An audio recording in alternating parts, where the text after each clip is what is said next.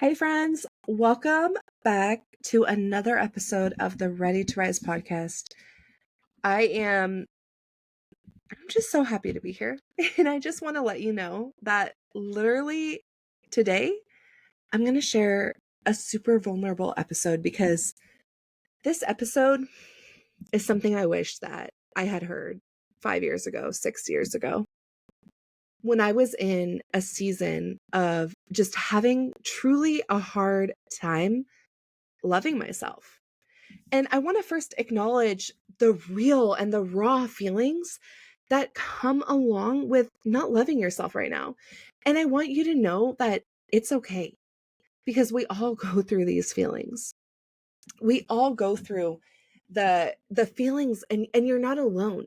You're not alone in carrying the weight of these expectations and just all of the things that we have to go through that make us feel incapable of being the version of ourselves that we want to be, because we are seeing everything else everywhere else. We're bombarded in the TV, the social media, all of the things with these different versions of women. And we think that if we are not her, we can't love ourselves.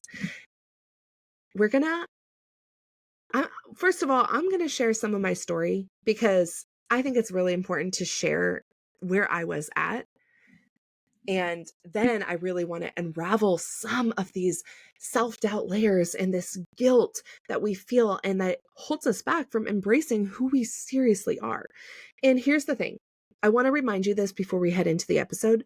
Self-love is not just like a buzzword. It's not just a fluffy term. It's literally an act of loving ourselves. It's an act of fighting back against the world that's trying to keep us small and quiet and push us into a box and tell us what we're supposed to be. Self-love just means truly embracing ourselves, loving ourselves, accepting ourselves for who we are. And so I want to explore with you what self-love means and how we can truly start to transform our freaking lives by stepping into our power and just honestly giving ourselves the action steps that we need to do to truly love ourselves, right? So let's head into this episode because I already know that you are ready to shed some of these layers of the self-doubt and you are ready to start truly loving yourself. As I always say, I felt so cheesy, so I stopped for a minute, but seriously, are you ready to rise? Let's freaking do this.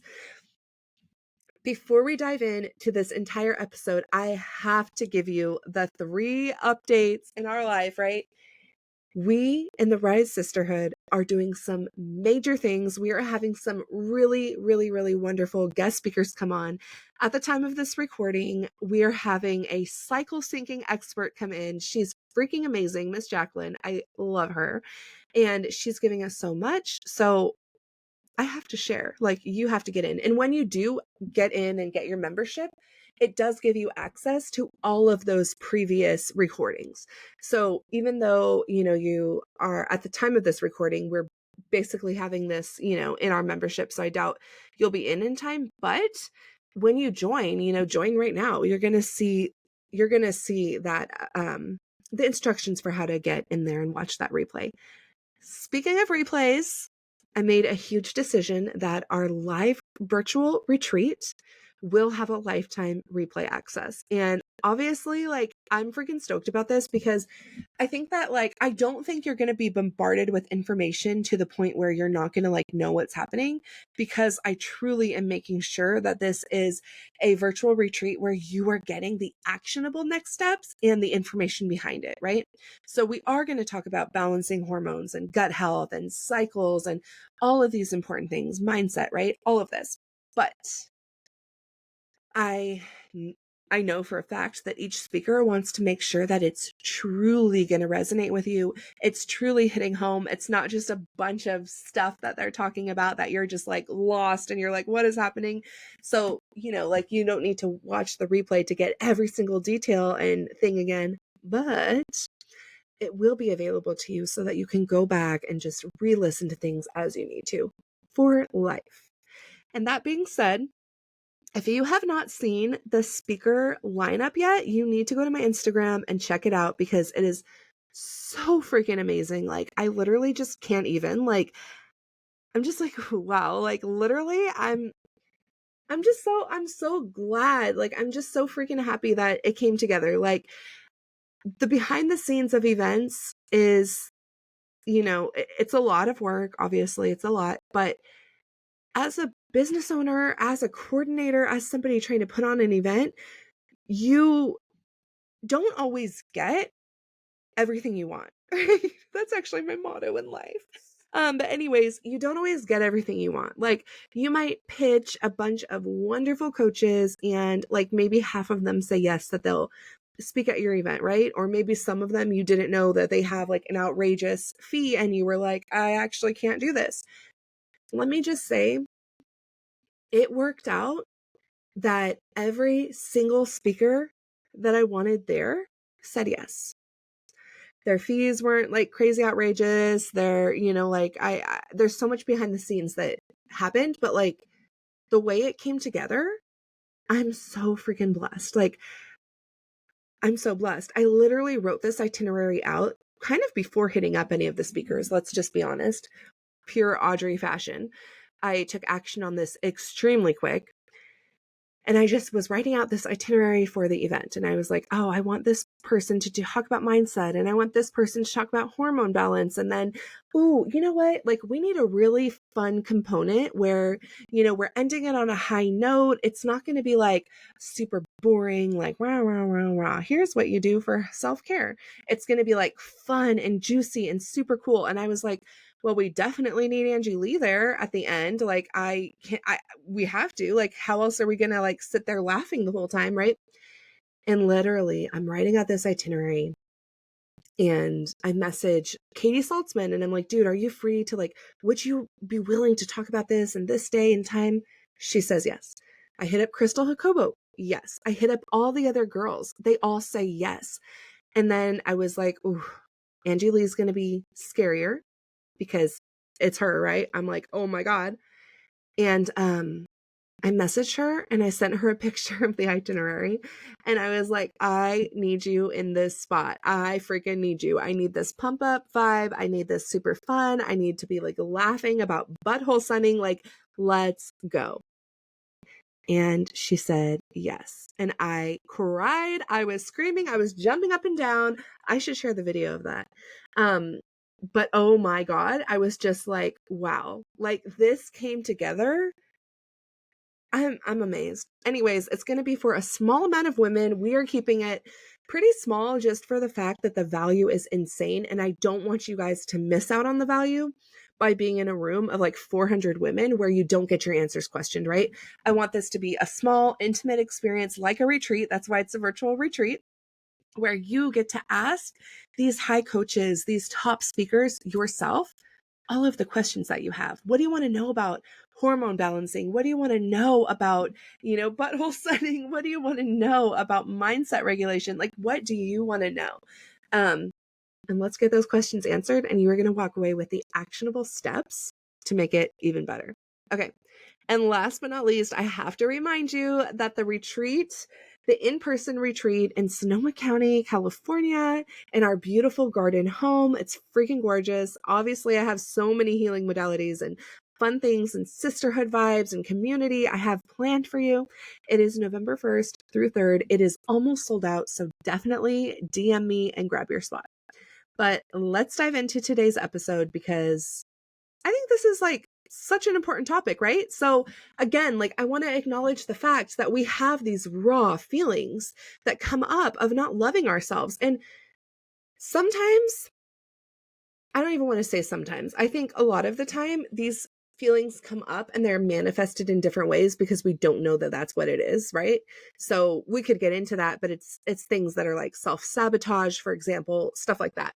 But I think it's good, obviously, for us to like take some time and realize what's happening and that we're struggling a little bit and just admitting that to ourselves, right? And so again, that's why I wanted to release an episode about this and get super real with you guys about my story, because I don't think that enough of us actually sit there and acknowledge the fact that we're feeling like this. So I remember Oh, we're going to go back. I want to say probably 2007, 2006, 2007, like high school. Um, Feeling so hard on myself, trying to meet these impossible standards. It was truly exhausting, and I never saw my self-worth. I never ever saw my self-worth. I will never forget. Um, oh God, I'll never forget. So working out, and I mean, I've been overweight my whole life. It's been hard for me, right? It's a whole thing. But I'll never forget feeling so freaking unworthy and trying to fix it. I remember I had this neighbor, she was just gorgeous, and she had like the long dark hair. She was like small, tiny. She drove like the cutest SUV, like all the things, right? And I remember like, I just need to be like her. She was like 4 years older than me or something like that, right? So I was like, looked up to her and I was like, I need to be like her. And I remember trying to like grow my hair out and like grow my nails and make sure my nails were cute and all the things, all the other things, except my body type just wasn't the same as hers. But back then, there wasn't education around that to tell us, like, oh, your body type is just different. Your metabolism is just different. You're just not her. You're not going to become her because you're you. And I remember thinking, like, how can that be? If I work out super, super hard, if I do the cabbage soup diet, whatever, I will become her. You watch. And I legit used to do, I don't know if you guys still use these. They're still in the gyms. I don't use them that much, probably because I've been like burned. Um, but I remember hopping on like the elliptical. My parents bought an elliptical machine, probably for me. I remember doing 6 miles a day, just freaking running, right? All of that. And literally, before the cabbage soup diet was like a thing that I knew about, I would eat for lunch and dinner every day. I would boil cabbage and tofu. That was my meal. And I think I had Special K breakfast for cereal or a Slim Fast shake. Yeah, one of the two.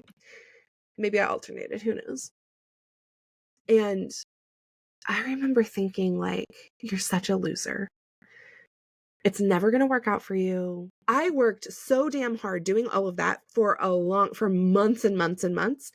And I probably lost like 3 or 4, sizes. And back then, to be honest, like when I look back now, I'm just like, damn, I would kill for that body that I had at the time. But that's when society was like, no, you literally need to be like a 00 or you're no good, right? So like, anyways, the point of all of this story is the fact that like I was so hard on myself. I thought that those standards, which now I know them to be like slightly impossible, I thought that those were achievable. I thought for sure if I drank enough Slim Fast or if I ate enough tofu that I would like become a 00 from somebody who's like a size 14. Like, what? I thought that like I could, learn to love myself if my hair was longer, if my nails were always perfect, if I bought a Forerunner in high school, like whatever, like these like things. I thought that they were so true. And I thought, and I think we all do, right? Because that's just kind of what these time periods teach us. The sad thing was, I, like most people, didn't learn that lesson in high school that this wouldn't be achievable. And all through my life, it just became a struggle of, well, I need to buy this makeup. I need to wear these clothes. I need to wear freaking Spanx just under a regular pair of jeans and a t-shirt to go to the store. I mean, these are things that we think we have to do, and we think we have to look a certain way and act a certain way in order to be loved. And it's honestly so ridiculous and so sad because it's not true. You are absolutely worthy as you are. And I'm not saying like throw all caution to the wind. Like, I'm a nurse, so at the end of the day, like I'm not going to say, let's all eat ice cream every single night and eat like a Snickers bar or 3 every day for lunch. Like, I'm not saying that either, but I am saying that like you are perfect the way you are. You are absolutely worthy. You're absolutely lovable, and you should love yourself. But we have been conditioned not to. And that's BS. So we learn how to doubt ourselves. We learn that we should doubt ourselves. These societal pressures, the past experiences give us this internal dialogue. And it's just like so freaking negative. It's this negative loop of shit that just keeps going and going and going in our heads. And I talk about this in my 6-day self-love challenge. It's actually one of the first things we do is stopping and recognizing, where are these feelings coming from? Where is this coming from? Who taught us this in the first place? That we were unworthy of love, or that we had to be a certain size, or, no shade, because I freaking love Kim Kardashian, but like that we have to look like Kim K, like we don't. You are so worthy and beautiful as the person that you already are. I talk about this in my self-love challenge, so I'm not going to get into it here, but like the next step to that is truly finding the patterns, finding the triggers, finding those voices in our head, where they came from. So it could have been a certain situation in the past. It might be a commercial you kept seeing that, like, I know for me, I've never been good at makeup, and it's always like, you have to do your eyeliner like that. I've read so many Cosmo magazines and like consumed so much television of like the way we're supposed to do makeup and the way we're supposed to look. And I've just compared myself unrealistically to others for so long, because there are certain things I just can't do. I just haven't learned how to do. Maybe I don't even care to do them. But I want you to remember that truly you are worthy. And I know that we have these moments, and I know we have this time where we just think that we are so unlovable, and that we don't feel like we love ourselves. And right now you might be going through that again. And it might be because of those limiting beliefs coming up, or these societal standards or societal expectations. And I want you to know you're not alone. And like I said, in this 6-day self-love challenge, I have a lot of the tools for this, but another tool I'm feeling really called to share right now is turn off the noise. If you start feeling really insecure because you're watching too many episodes of the Kardashians, stop watching it. Take a break. Turn off your social media for some time, or unfollow the people that you're comparing yourself to. I just had to do that. I just purged probably 100 accounts that I follow, because I realized that every time I see them pop up, I feel so cringy about myself, and I shouldn't. So just stop watching them. This is what's giving us the self-doubt. This is what's stemming in us the feeling of not wanting to love ourselves, right? Take those away, add something positive. So add positive friends, add positive community, right? Connect with us. Maybe it's just spending more time with your friends. Maybe you can have a Zoom call. Like back in the COVID days, right? Like have a Zoom call every Friday night, drink wine on Zoom with like your good friends that like maybe don't live locally. Join the Rise Sisterhood, right? But just be around these positive influences that reinforce the journey towards self-love. Because that's what's truly going to make you feel good again. And God, I have so much to say, y'all, but another thing I want to share, celebrate your progress. Even the smallest victory, like for example, when that limiting belief comes up, or that feeling of, I need to put on Spanx before I go to the store, when that comes up and you override that in your head, celebrate it. That is such an achievement, because you are showing yourself how worthy you are.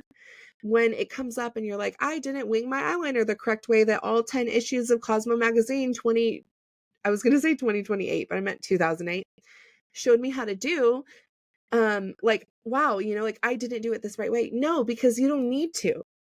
So like change the script, right? And celebrate that. Celebrate the growth, celebrate this victory, because this is you going farther on your own self-love journey. And you need to give yourself credit for this as you step forward, right? I want to share this. I'm feeling super called to share this. So one of my Rise Sisterhood attendees, whatever you want to say, sisters, right? She's a freaking sister. Let's just face it. That's what it is. I love her. She was sharing with me that up until the age she's at now, which I'm not going to disclose, because actually, yeah, we're not, I don't like, I feel awkward disclosing things sometimes. getting too personal because it's just such a personal transformation. But anyways, she's in her 30s. But up to the age that she's at now, she said all the time through her whole life, she has been hiding. She noticed this and she wasn't aware of this. Like I said earlier, like a lot of our self-love, self-doubt things, they aren't things that we are super aware of right away until we start really doing the work and then we see it.